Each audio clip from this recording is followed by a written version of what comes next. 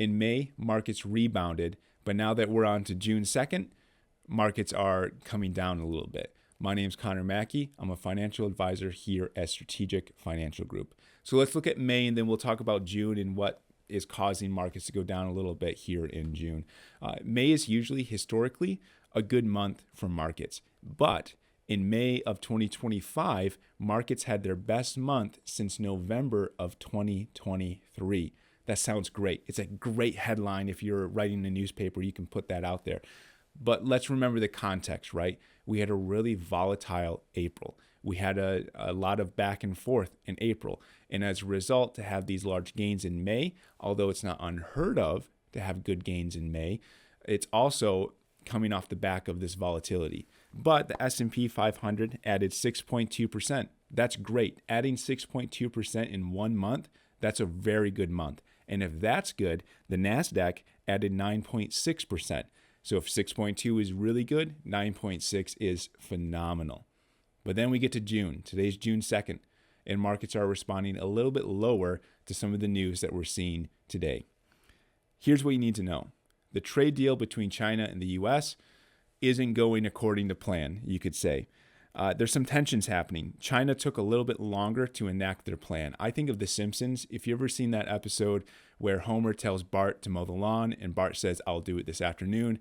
Ultimately, Bart does not actually mow the lawn later that afternoon. It's the same thing with China. There was certain stipulations put in place that China did not enact fast enough. One of them is that China has blacklisted a couple of U.S. companies. Not a couple, a lot of U.S. companies. And part of the deal was to take some of those companies off of the blacklist. That didn't happen, or at least it didn't happen fast enough with as many companies as it should have happened with. The other thing that China did is they continued to restrict access to the U.S. for rare earth materials that are found in China. The U.S. didn't like that. As a result, the U.S. put extra export restrictions on semiconductors. So semiconductors are, AI chips that are made, or at least not made in the U.S., but were designed in the U.S. They're U.S. products, but they're usually not made in the U.S. They put restrictions on those, saying you cannot export these to certain countries, right? And the U.S. also said, well, we might start revoking some Chinese student visas. China doesn't like that.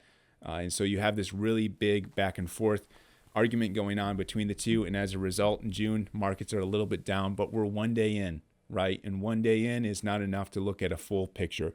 I'm always reminded of that classic line that you read in all disclosures surrounding the financial world. Past performance is no guarantee of future results. And that's what we're looking at. May, great month. That's past performance, right? It's not a guarantee of future results. June might be a little rocky. That's my prediction. That's kind of what we're seeing, is that June is going to be a little bit rocky because these trade deals, they're not working out how we might want them to. And again, as we talked about in a previous video, they might get blocked. Tariffs might get blocked by the New York Court of Trade.